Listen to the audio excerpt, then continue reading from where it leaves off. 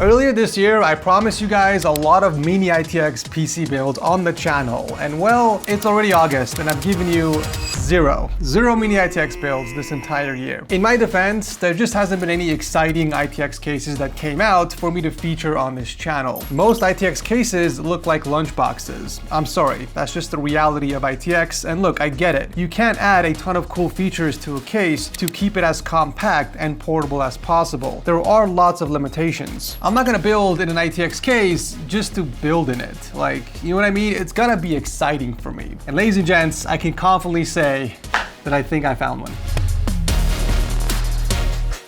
You guys have probably seen this little dot attached to my shirt in almost every video over the past 2 years. It's the Lark M2 from Hollyland that I've been using for everything, from PC builds to Micro Center videos, you name it. But it does come with a premium price tag though. Now meet the Lark A1, Hollyland's new lavalier mic built specifically for smartphones. And it's smaller, lighter, and way more affordable at just 35 bucks. It comes with 2 transmitters, a receiver for either USB-C or Lightning, or both, depending on which version you buy, and a super simple setup. You literally take it out of the case, plug the receiver into your phone, and you're ready to record. Here's what it sounds like normally, and here's what it sounds like with the built-in intelligence noise cancellation technology. Because it's made specifically for smartphones, you can use the companion app to adjust your EQ and noise cancellation in seconds. If you're creating content on your smartphone but you don't want to spend the fortune, then the Lark A1 is a no-brainer. Check it out by clicking my link down below.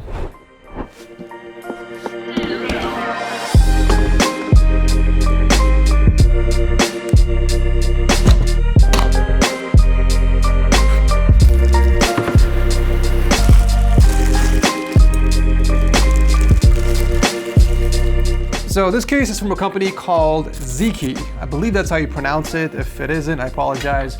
But they make very unique small form factor cases for specific GPUs. This one in particular is called the FF07 and is designed specifically for the ROG Astral series.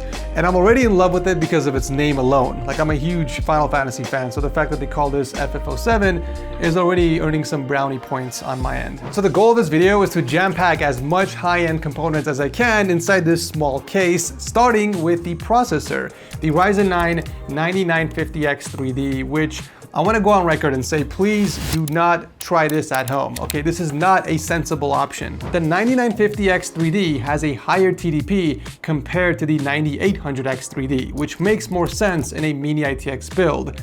It is the safer option, but safe is boring, and this is not a boring channel. So for scientific reasons, we'll be going with the 9950X 3D and see what happens. As far as the motherboard is concerned, we're going to be sticking with the ROG ecosystem, and this is currently ROG's best Mini-ITX motherboard for the AM5 platform. So we're going to be going with the X870i gaming Wi-Fi. So let's go ahead and pop this out of the box. This is a good looking board.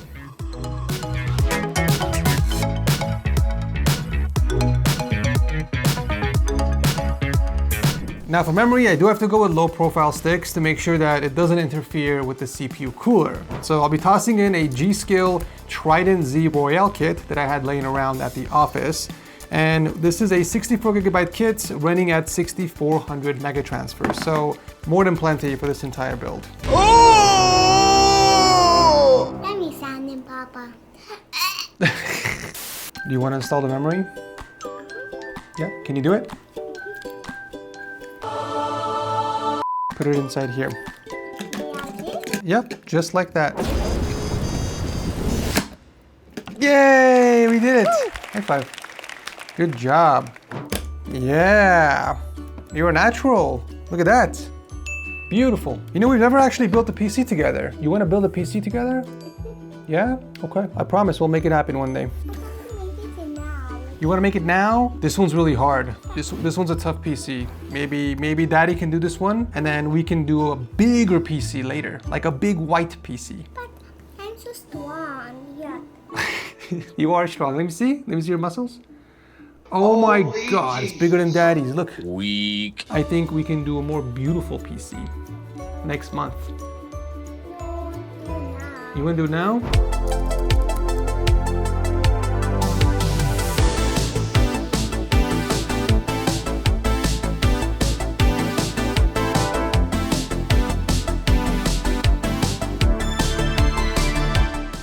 Okay, you're doing a good job so far, but now it's time to say goodbye, okay? Go say goodbye to everyone. Bye, everyone.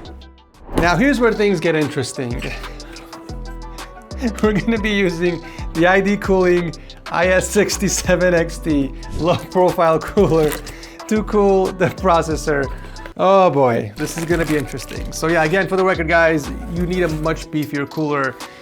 40 Ryzen 9. Don't do whatever I'm doing in this video, but just for fun, I really want to see if this is even doable. And number two, if it is, how far can we push this CPU on such a dinky little cooler? I honestly would be amazed if it doesn't shut off from overheating, but there's only one way to find out.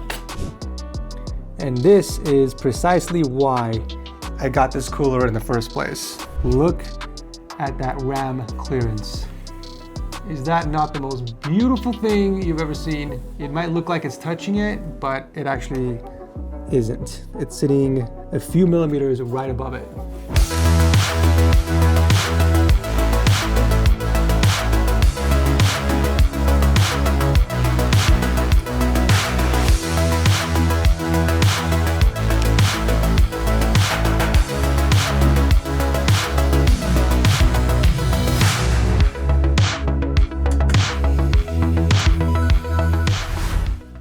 Okay, now that we have everything installed on our motherboard, we are now ready to pop this inside of our case, ladies and gents. And let me tell you, this thing is no joke. It is built like a tank. It weighs 30 kilograms. The entire case is made out of CNC machined aluminum alloy. I mean, just hear this.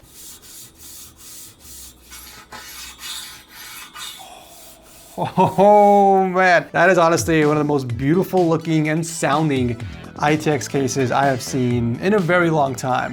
And unfortunately with that, it comes with a very hefty price tag. You're expected to pay $1,000 plus shipping depending on where you live. So it's definitely not for the average consumer. Now I do have one minor gripe with the case. Unfortunately with your purchase, you do not get a manual nor a tool to remove the side panels, which I find a little odd because you're spending $1,000 on a case. Why not just include a small little Allen wrench? This case does not use the usual Phillips head, so you're gonna need a hex screw to remove the panels. But I mean, at the same time, if you're spending $1,000 on a case, you most likely have the necessary tools to build in it, right? So it just depends on how you look at it. But luckily though, our electric screwdriver kit, as well as our 150-piece, do have the necessary bits to install in this case.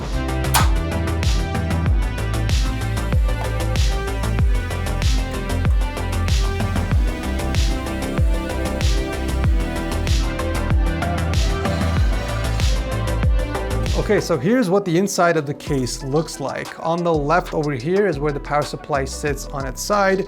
We have our PCI Gen 5 riser cable already installed.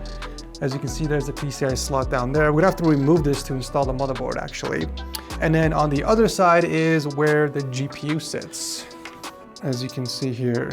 And in terms of cables, we do have two cables to plug into our motherboard. One of them is our USB-C cable, and the other one is our front panel cable. So yeah, with that said, let's go ahead and remove this piece so that we can install our motherboard.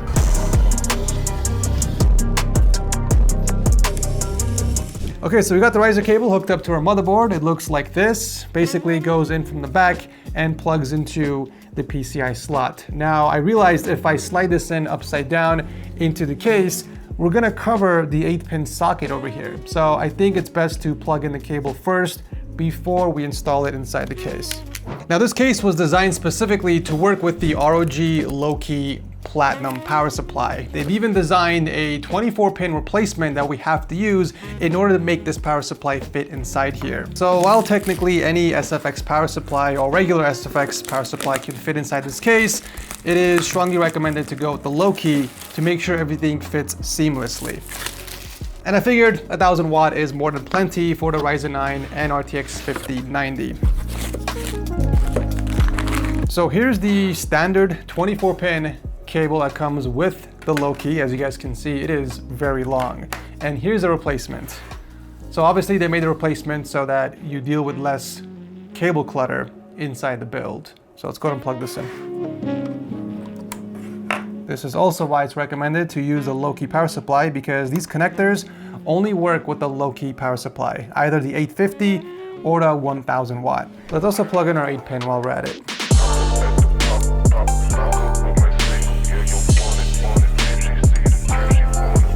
This is actually pretty cool. They've even included a replacement grill for the power supply because the silver accents from here are gonna throw off the color scheme of the build. So we can actually swap it to this one, which will match the case's aesthetic a lot better. You gotta appreciate the attention to detail here.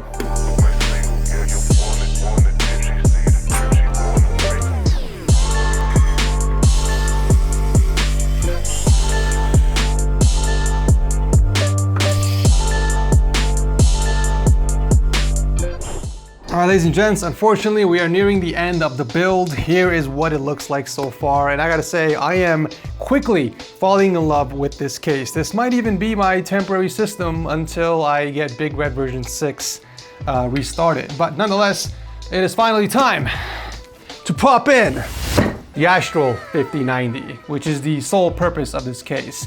I mean, technically you can put it a 5080 Astral as well, but obviously we're building the fastest Mini-ITX, so a 5090 Astral is the best option.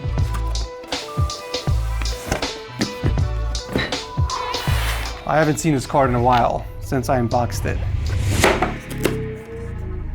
We meet again!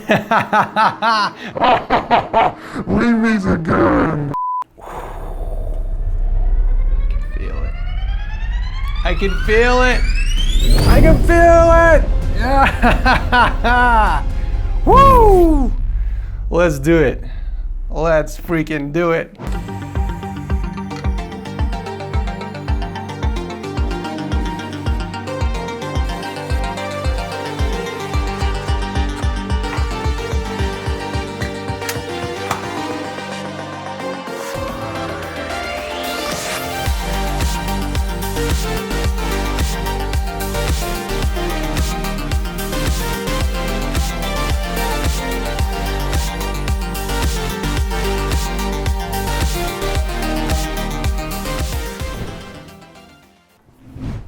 Ladies and gents, she is alive and well.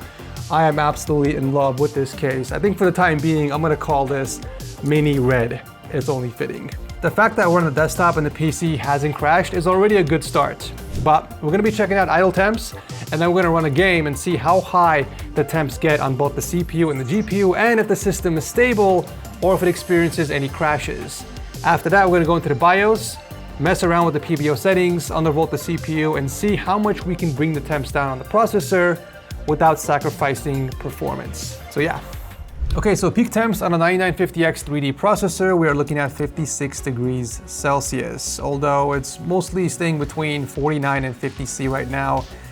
Do keep in mind, I got nothing running in the background. We are at only 2% CPU usage, so there's really no load on the CPU, and it's actually already reaching temps of 56, so that's already a pretty bad sign. Now when it comes to the GPU, for some reason it's showing up as an AMD GPU, even though we have an Astral 5090 in here. So I'm gonna pull up MS Afterburner and see what the current temps are, because there must be some mistake. Okay, so Afterburner is actually showing 45 degrees Celsius with peak temps of 46, which actually kind of matches what we're seeing here. No, it's actually a little off. It's a little off. Okay, so we'll look at MSI Afterburner for the GPU, but for the CPU, we'll use hardware info. Okay, now the fun begins. Let's launch our first game and see what happens to the temps, and let's see if the PC crashes. I'm gonna put in my prediction. The CPU is gonna hit over 95C, and it's going to freeze. I think the PC is gonna freeze or shut off. Those are my two guesses. It's definitely hitting 90 degrees Celsius, without a doubt. I mean, we have a dinky low profile cooler on a Ryzen 9. It's climbing, we're at 77, 80, 81, fans are kicking up. I mean, all we're doing is pre-compiling some shaders and the temps are climbing. It's not looking good, boys. The GPU is pretty good, 51C. I mean, theoretically, the GPU shouldn't be overheating anyways because we have amazing airflow on the side here. There's no side panel covering the GPU, so it's pulling in fresh air. Looks like the CPU temps have stabilized, 81C, okay. I mean, usage-wise, we're not even putting a lot of load on the CPU. It's only like 13%, so it's understandable why the temps are lower than expected. Let's go ahead and launch a game real quick, see what happens. Okay, here we go. Usage is going up. We're at 35%. Wait, that's it? 74C? There's no way. Something's wrong. Why is it so low? That's really low, right? For a Ryzen 9, we haven't enabled XMP, we haven't enabled PBO, we haven't undervolted, we haven't messed with the curve optimizer at all. And we're sitting under 80C. Well, oh, wait a minute, I think I know what it is. Frame gen's on. Frame gen is on for sure. Frame gen is off? I was looking at the frames, I'm like, there's no way we're getting over 300 frames. But then I realized we have a 9950X 3D with a freaking 5090 in here. That's still impressive. 355 FPS without frame gen. I wonder what the frames would be with frame gen on. 782. Whoa. Yo, that's actually insane. I could always sense people typing in the comments, fake frames, Ed, you're into fake frames. Let's jump into a real match and see what the temps are, because I'm not sold, you guys. I am not sold. We haven't done any tweaking and we're getting some impressive temps. All right, here we go. Unfortunately, there's no audio. For some reason, my capture card is not capturing any audio, so this should be an interesting one. I don't even know why I have my headphones on.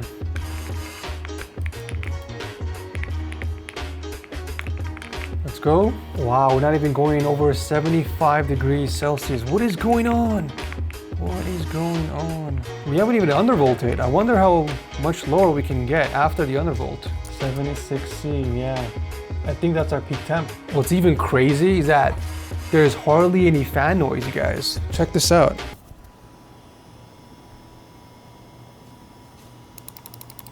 That's impressive. You know what, since we hit peak temps, why not enable frame gen? And let's see where we can really push this. ×4, why not? It's not every day you're playing the finals over 600 FPS. I'm actually not doing too bad for someone that has no audio. 8 kills. I'll take it. So yeah, guys, I think I massively underestimated the cooler, the CPU, maybe even the case, maybe all three combined. I was definitely expecting higher temps than that, but nonetheless, we are back in the BIOS. We're gonna see how much lower temps we can get by messing with the PBO settings. So first things first, let's go ahead and enable XMP. In the AI tweaker tab, let's just do Expo 1, and then let's scroll down to Precision Boost Override. Let's do negative curve optimizer. Let's go ahead and do 20 to start off, and then we'll go from there. Okay, I'm happy with these settings.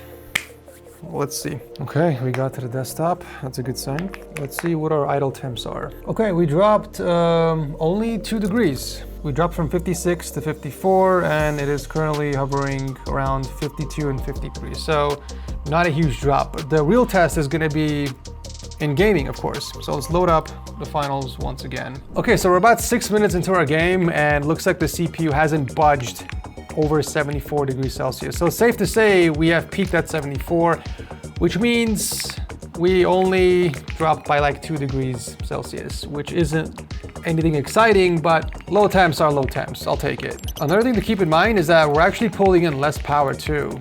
So we're pulling less power, we're 2 degrees cooler, and our performance is the same. I think that's a win, nonetheless. Noise levels are the same as well. Check this out.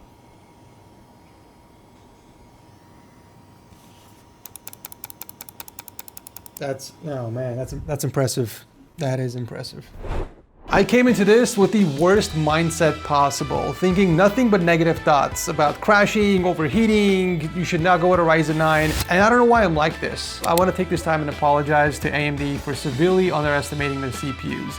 Like the 9950X 3D is such an efficient chip. I was pleasantly surprised with how cool this runs without PBO enabled on a low profile cooler inside of a Mini-ITX case. Like I was expecting in the low 90s. I'm gonna take this as a lesson learned. And for those of you who are intimidated and worried about putting a Ryzen 9 9950X 3D in their Mini-ITX build, don't be afraid.